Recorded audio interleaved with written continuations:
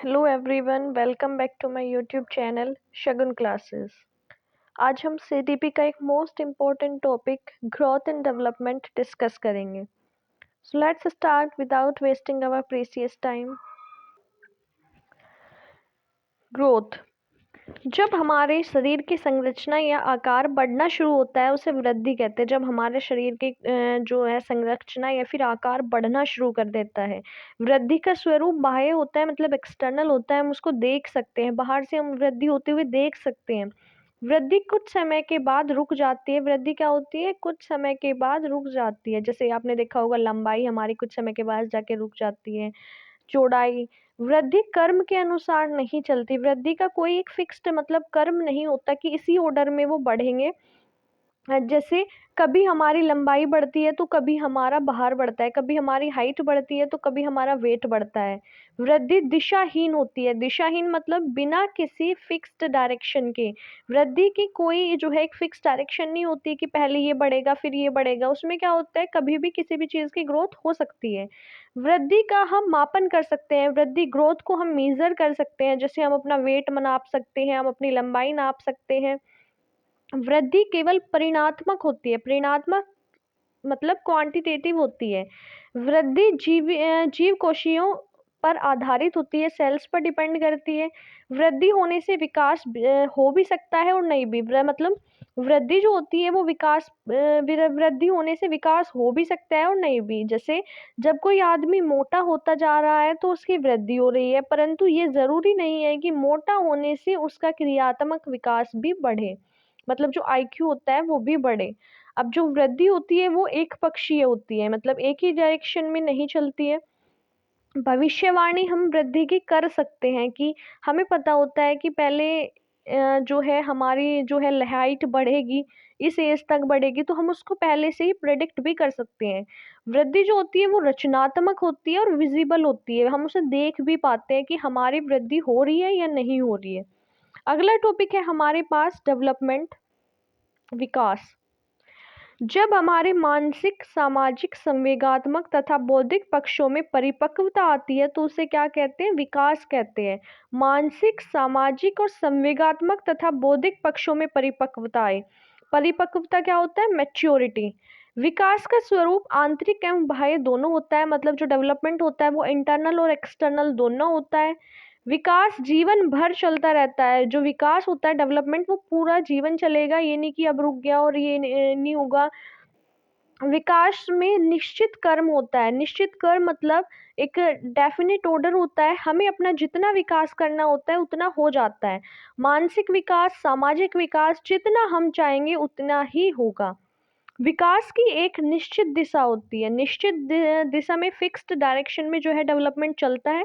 विकास का हम सीधे सीधे मापन नहीं कर सकते, हम इसको नाप नहीं सकते। हम सामाजिक विकास, नैतिक विकास का मापन नहीं कर सकते। हम केवल मानसिक विकास का मापन कर सकते हैं, दैट इज आईक्यू लेवल। हम अपना आईक्यू लेवल नाप सकते हैं, लेकिन जो हमारा सामाजिक विकास कितना हुआ, नैतिक विकास कितना हुआ, ये चीज़ हम नहीं नाप सकते। विकास परिमाणात्मक और गुणात्मक दोनों होता है। विकास जो है वो क्वांटिटेटिव और क्वालिटेटिव दोनों होता है। विकास संगठनात्मक तरीके से होता है, क्योंकि विकास सभी विकास का एक संगठन है, ऑर्गेनाइजेशनल वे में होगा। और क्योंकि जो विकास है वो क्या होगा? सभी विकास का एक संगठन होता है। विकास वृद्धि के बिना भी संभव है। बिना वृद्धि, जो वृद्धि का अगर विकास होगा तो उससे डेवलपमेंट हो भी सकता है और नहीं भी। विकास वृद्धि के बिना भी संभव है, क्योंकि कुछ व्यक्तियों का आकार, ऊंचाई या भार नहीं बढ़ता, परंतु उनमें नैतिक विकास, सामाजिक विकास, बौद्धिक विकास अवश्य होता है। जो डेवलपमेंट होता है, विकास, वो बहुपक्षीय होता है। बहुत सारे पक्ष होते हैं। एक केमिकल चेंज है, मतलब इसमें गुणों में भी परिवर्तन आता है। और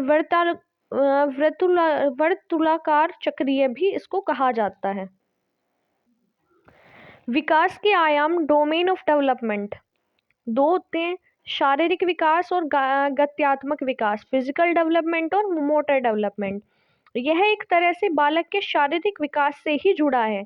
यह मसल्स, हड्डियों की क्षमता और उन पर कंट्रोल करने से संबंधित होता है। गामक विकास में बालकों के चलने, दौड़ने, कूदने, भोजन करने आदि की शामिल शामिल किया गया है। इसको 2 भागों में बाँटा गया है। इसके अंदर 2 स्किल्स आती है, एक तो आती है फाइन मोटर स्किल्स, दूसरी होती है gross motor skills. Fine motor skills में क्या होता है, इसमें मसल्स का कम यूज़ होता है, जैसे राइटिंग, कलरिंग, कटिंग, बेकिंग, चपाती एक्सेट्रा। ग्रॉस मोटर स्किल्स में इसके मसल्स का ज़्यादा यूज़ होता है, जैसे स्विमिंग, जंपिंग, रनिंग। इसके कुछ और डोमेन्स भी होते हैं, मानसिक विकास और संज्ञानात्मक विकास, जिसे हम मेंटल और कोग्निटिव डेवलपमेंट भी बोलते हैं। सामाजिक विकास, सोशल डेवलपमेंट, संवेगिक विकास, इमोशनल डेवलपमेंट, नैतिक विकास, मोरल डेवलपमेंट। बाल विकास के सिद्धांत, चाइल्ड डेवलपमेंट के प्रिंसिपल्स देख लेते हैं एक बार।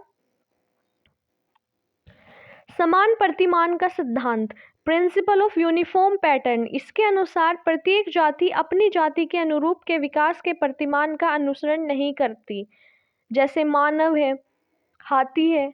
विकास की दिशा का सिद्धांत, प्रिंसिपल ऑफ डायरेक्शन। विकास की दिशा सिर से पैर की तरफ चलती है। जब हमारी विकास की दिशा सिर से पैर की तरफ होती है तो इसे क्या बोलते हैं, मस्काधोमुखी, जिसे सेफेलोकोडल भी कहते हैं। दूसरी तरफ जब हमारे विकास का क्रम मध्य से होकर बाहर की तरफ होता है तो यह समीप दुर्भिमुख प्रोक्सिमोडिस्टल कहलाता है।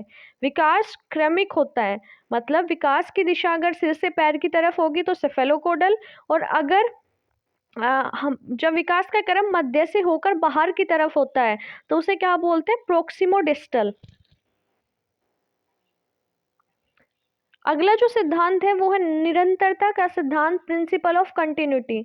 विकास कभी न रुकने वाली प्रक्रिया है, यह जीवन पर्यंत चलने वाली प्रक्रिया है। केवल मंद और तेज होता है, कभी विकास ज़्यादा हो सकता है, कभी विकास कम होता है, लेकिन चलता पूरे जीवन भर है। सामान्य से विशिष्ट क्रियाओं का सिद्धांत, principle of general to specific response. हमारा विकास सदैव सामान्य से विशिष्ट क्रियाओं की ओर चलता है, ना कि विशिष्ट से सामान्य की ओर।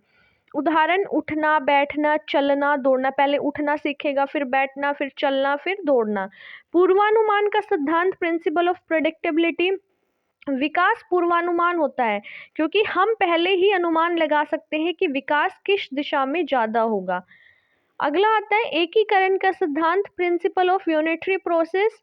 बच्चों में एकीकरण का गुण पाया जाता है। जब हम किसी एक काम को करने के लिए अपने हाथ पैरों को एक साथ मिलाकर काम करते हैं तो वह एकीकरण कहलाता है। नेक्स्ट है हमारा व्यक्तिगत भिन्नता का सिद्धांत, प्रिंसिपल ऑफ इंडिविजुअल डिफरेंस। बच्चों का विकास व्यक्तिगत विभिन्नता के अनुसार चलता है। किसी में विकास की गति तेज तो किसी में कम होती है। नेक्स्ट है वृत्तालुकार बनाम रेखीय प्रगति का सिद्धांत, principle of spiral versus linear advancement. विकास कभी भी रेखीय नहीं होता, मतलब वह कभी भी सीधी रेखा में नहीं चलता, कभी उसकी गति धीमी तो कभी तेज होती है। अगला हमारे पास सिद्धांत है अंतर संबंधित विकास का सिद्धांत, प्रिंसिपल ऑफ इंटर डेवलपमेंट। शारीरिक, बौद्धिक, संवेगात्मक, सामाजिक और अन्य प्रकार के विकास अंतर संबंधित और परस्पर निर्भर करते हैं। अगर आपको child development, growth and development के बीच का डिफरेंस और हमारे नोट्स समझ आए हो तो प्लीज़ वीडियो को लाइक करना, शेयर करना और चैनल को सब्सक्राइब ज़रूर करना। Thank you.